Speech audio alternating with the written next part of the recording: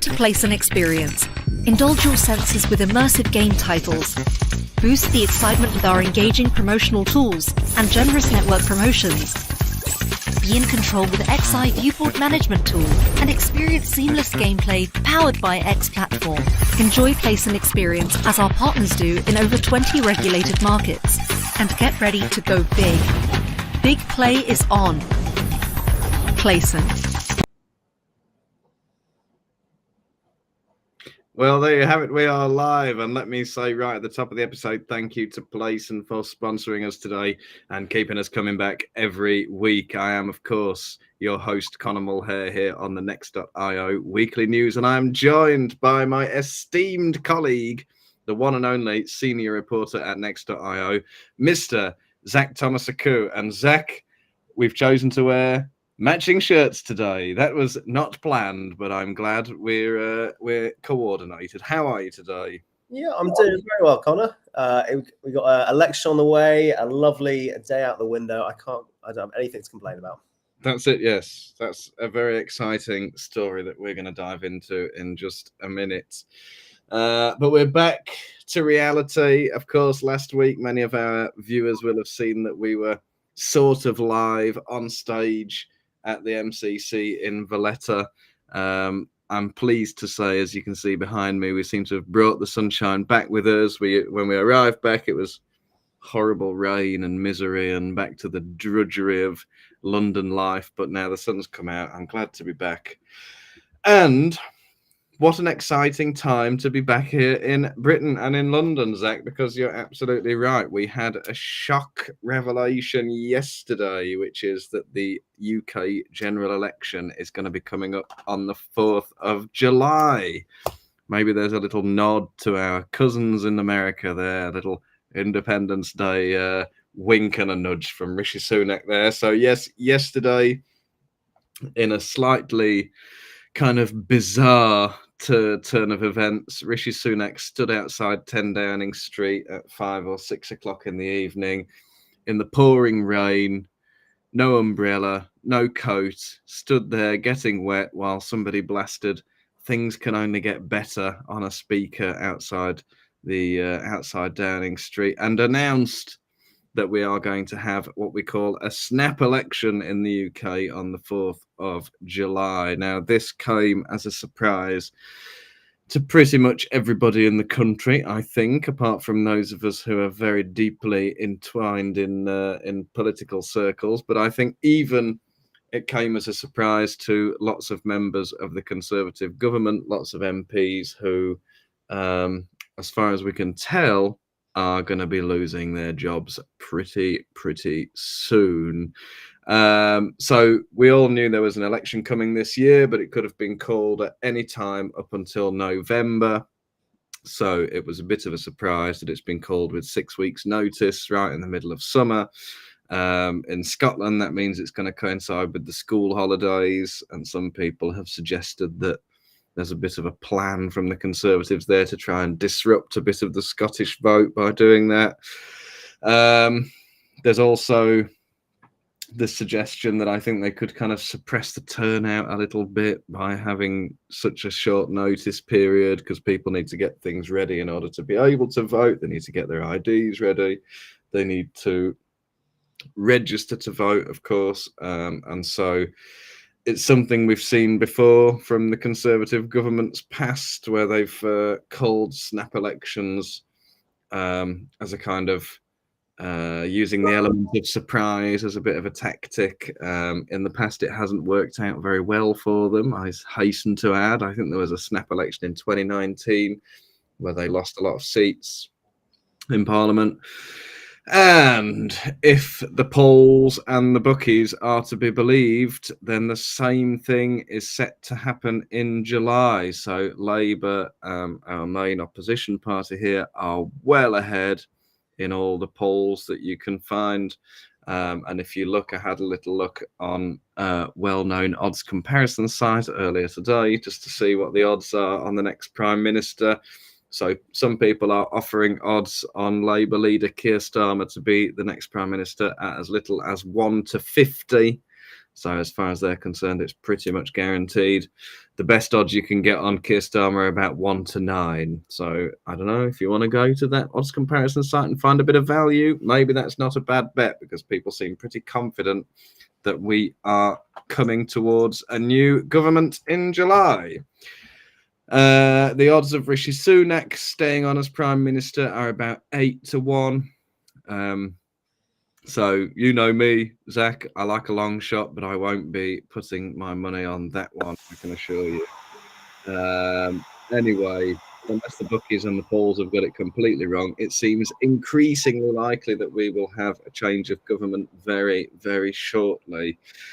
Now, obviously, unless you've been living under a rock, you will know that this comes at a time of significant change in the UK gambling industry, probably the biggest period of change ever since the Gambling Act was introduced in 2005. Because there's lots of reforms on their way. There's a bit of an overhaul of the industry taking place. A lot of that's already in progress.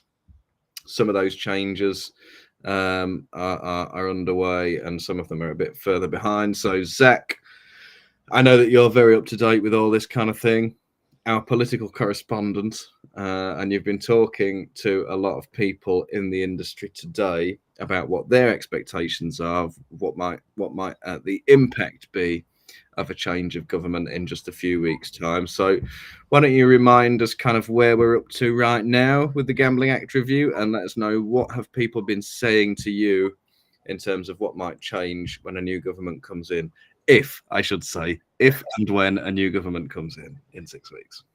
Fantastic. Thank you so much, Connor.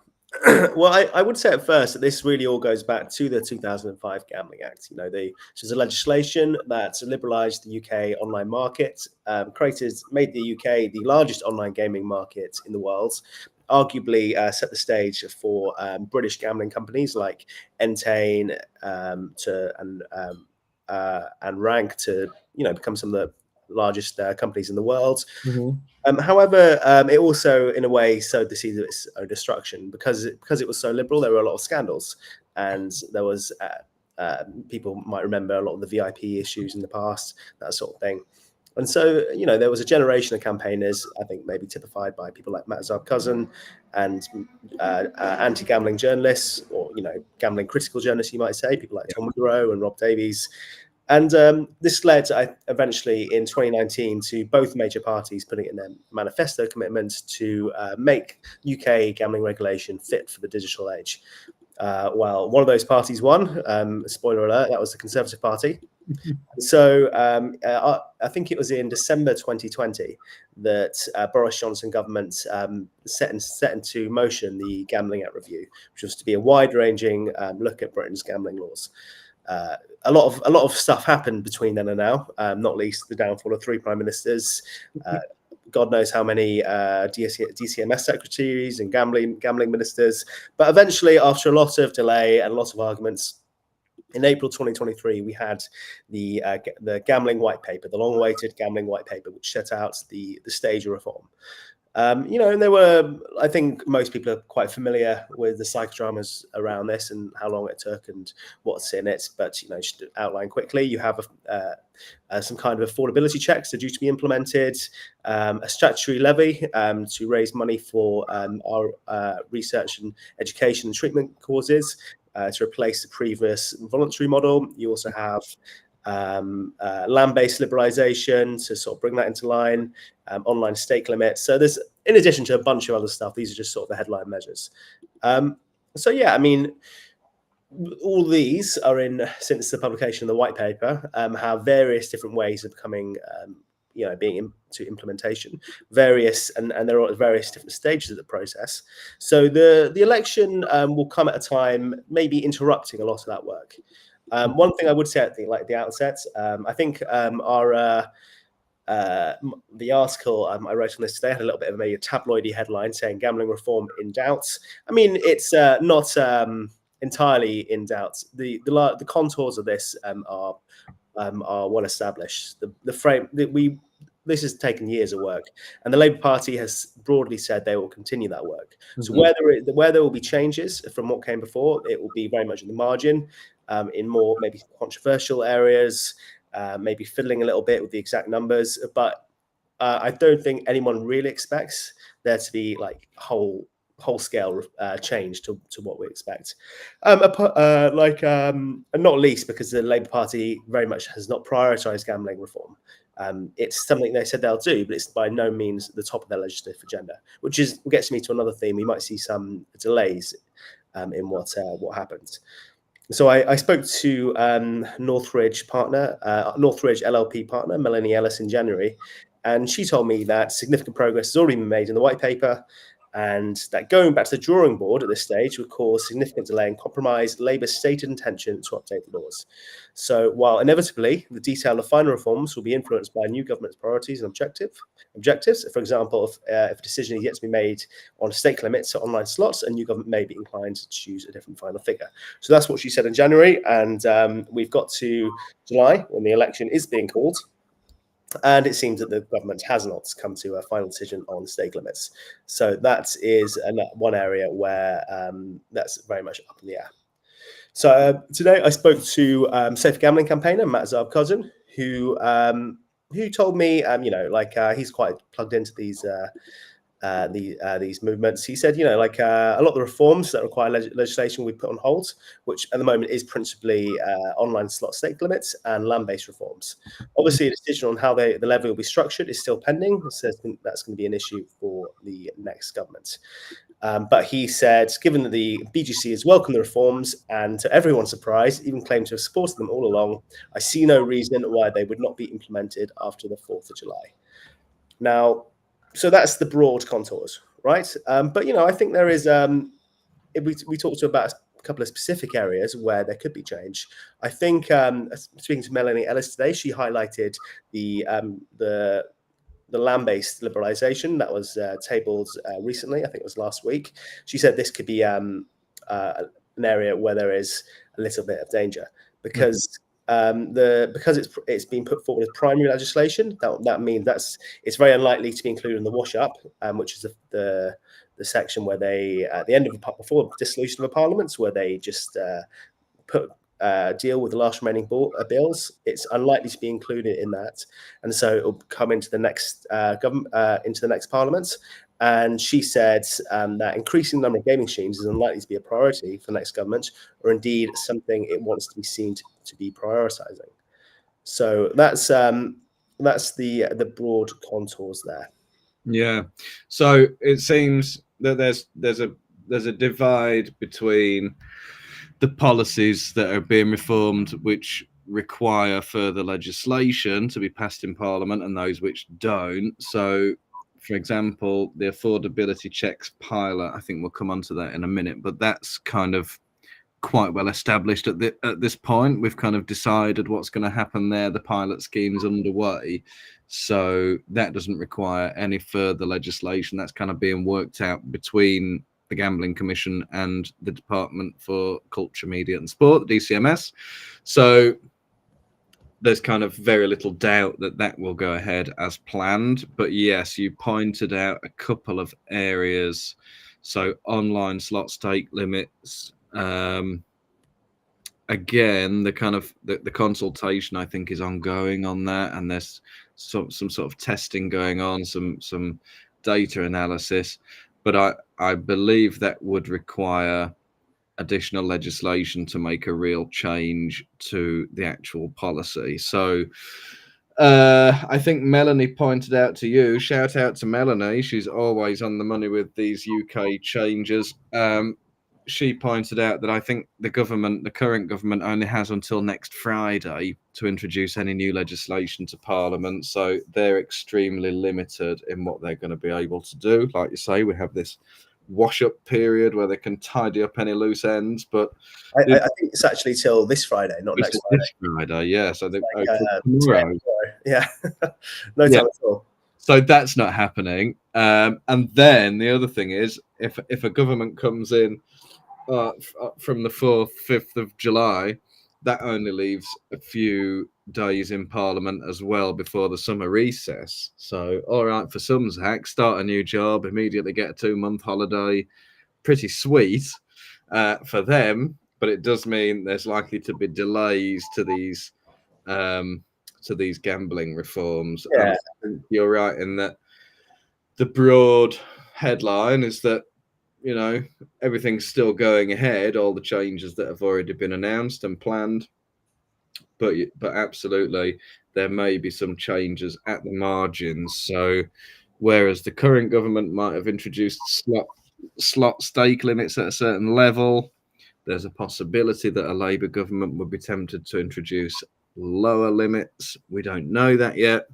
But I think that's what's being seen as one of the potential sort of dangers in the industry. And the other thing is the land-based reforms, which were set to see on land-based casinos basically be allowed to have more gaming machines in their venues than they would have otherwise. I think at the moment it's something ridiculously low, like 20 slot machines in a casino. Even if you could have a huge casino with dozens of tables and loads of seating areas and restaurants and bars and all the rest of it, but you're only allowed 20 slot machines, which seems a bit odd.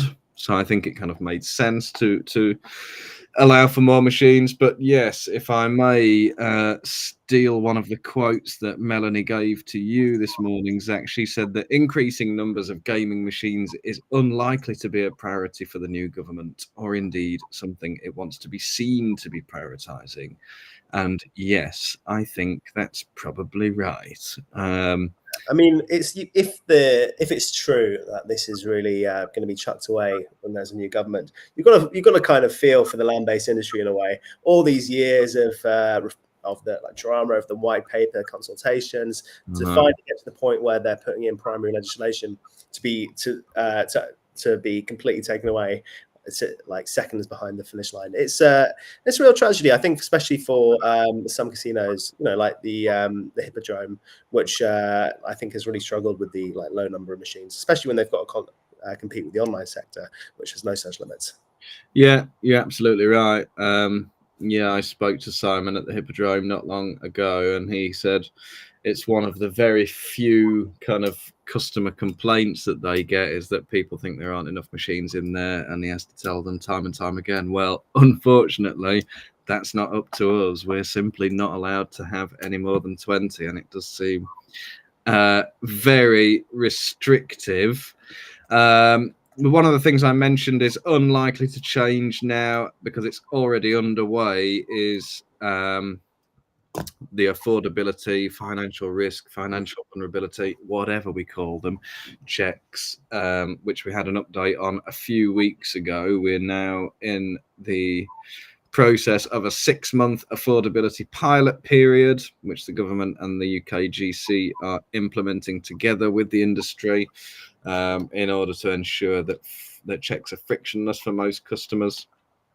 And as part of that kind of pilot period, the Betting and Gaming Council, BGC, has released a voluntary industry code as well to help them kind of smooth over that interim period.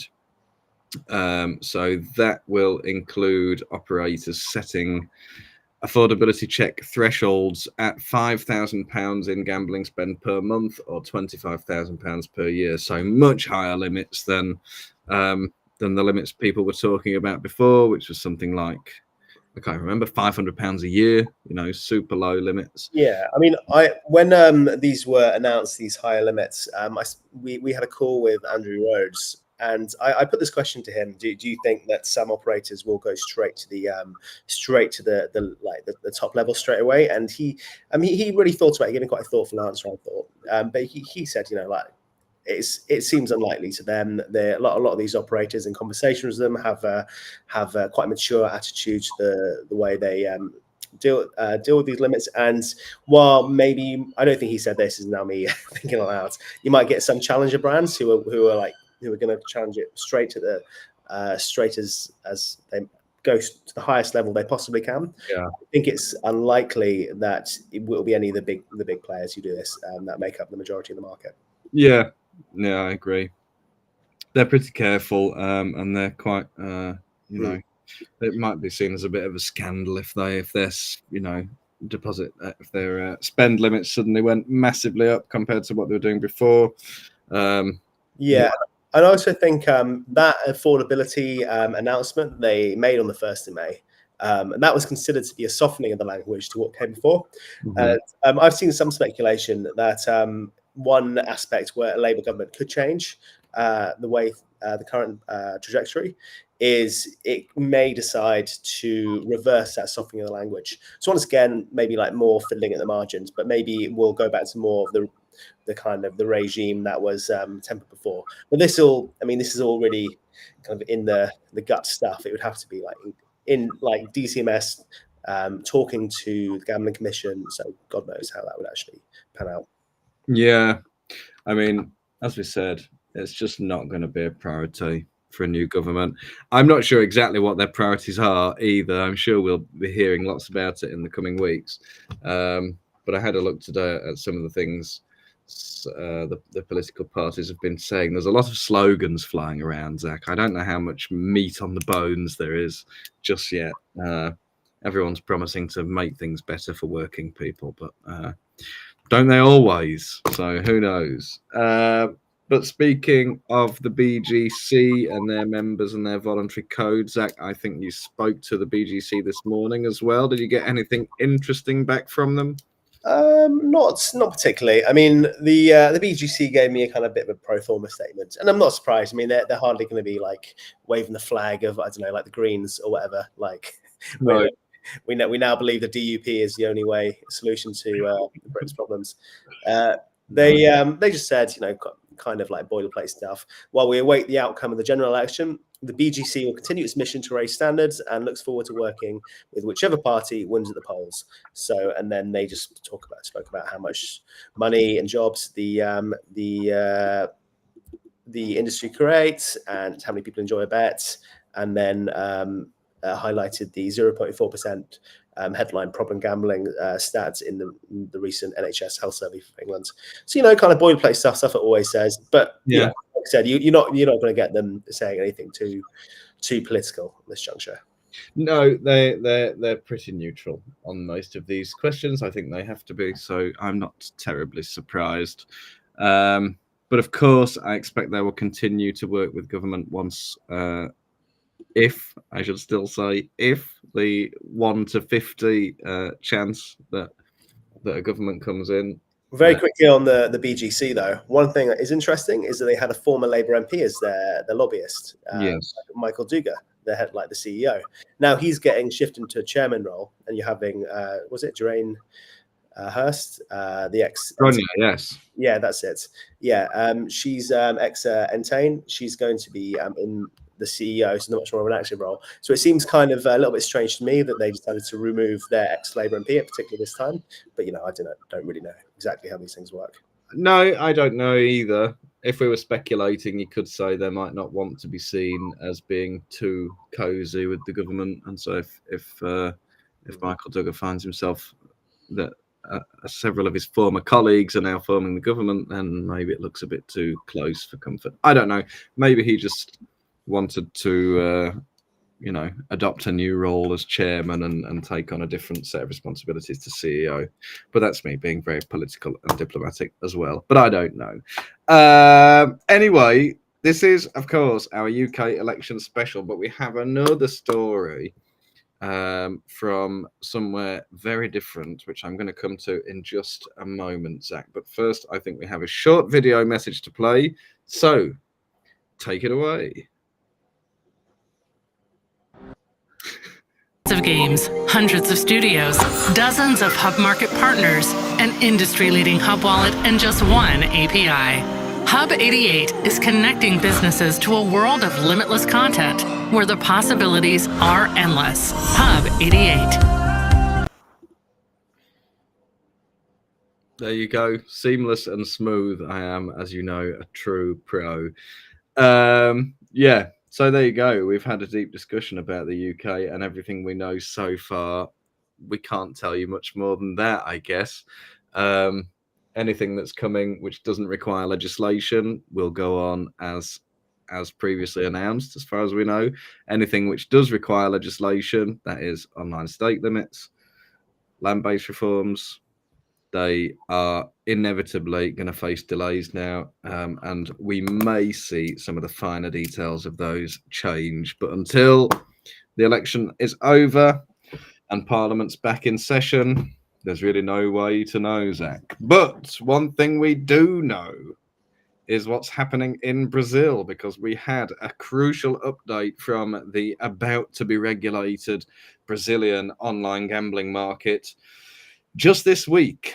And I think we've got a headline and a QR code for you if you want to check out the full story. Of course, if you want to check out Zach's story about the UK and changes coming up, then do go to next.io and have a look. But in Brazil, other side of the world, but no less attractive a market, operators have been told that they have until the end of this year to get their regulatory authorizations. That's according to a new ordinance published by Brazil's Ministry of Finance.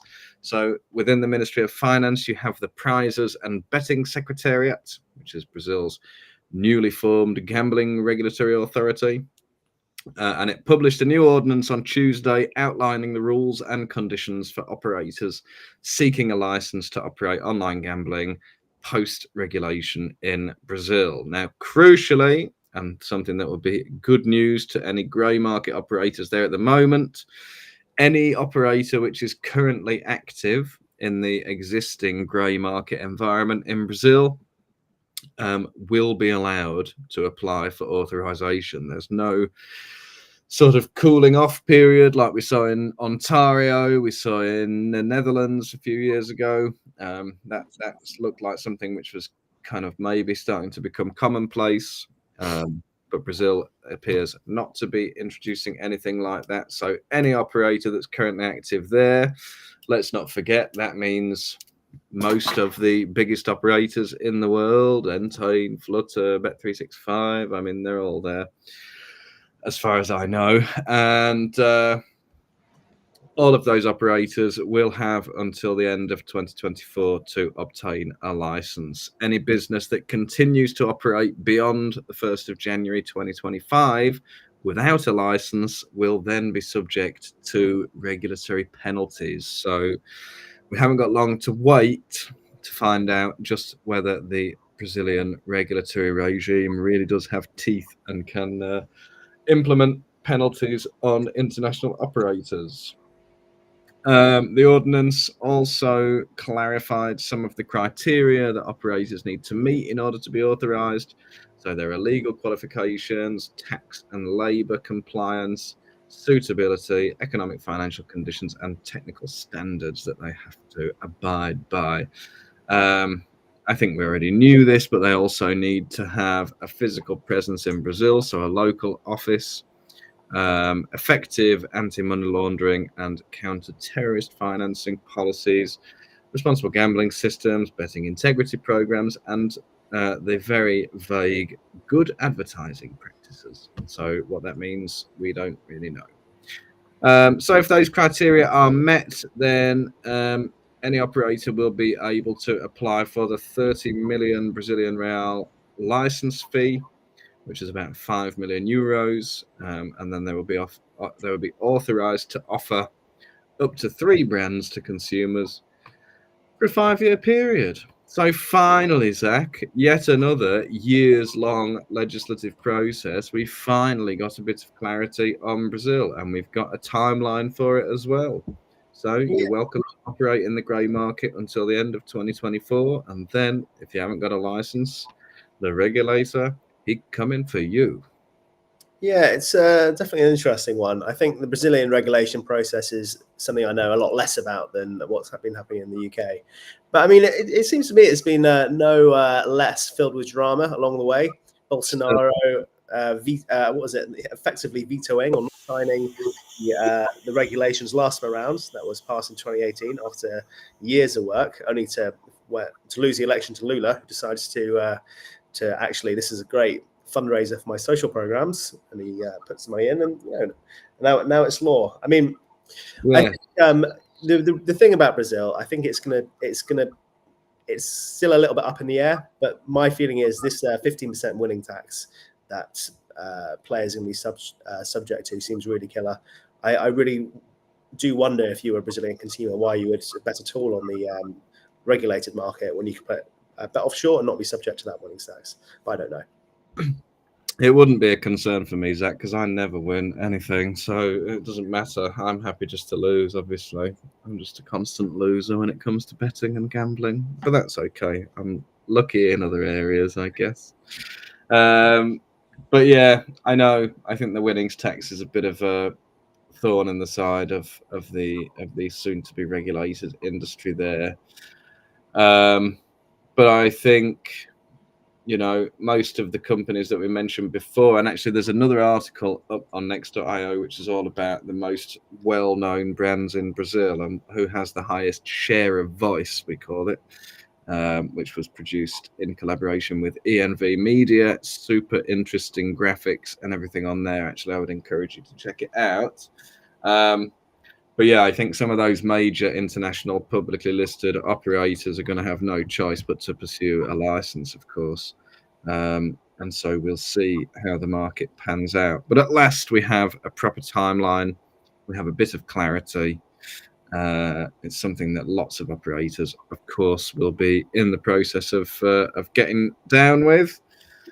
So, I mean, unless there's anything else to add, Zach, I think that's it. There you have it. They're the big two changes this week. General election coming up in the UK. Make sure you get your valid ID ready. Make sure you get registered to vote in your local borough or your local constituency. And if you're in Brazil, get ready to submit your license application because it's all kicking off. Brilliant. Thank you so much, Connor. Well, it's been my pleasure, Zach. Thank you very much for joining me. Always good to hear from you. And thanks once again to everybody in the comments, everybody joining us on the stream and on the podcast today. We'll be back at the same time, same place next week. So have a lovely weekend. Those of you in Britain, have a good bank holiday weekend. And everyone everywhere else, have a good normal weekend. And we'll see you on Thursday. Fantastic. Thank you so much. Bye.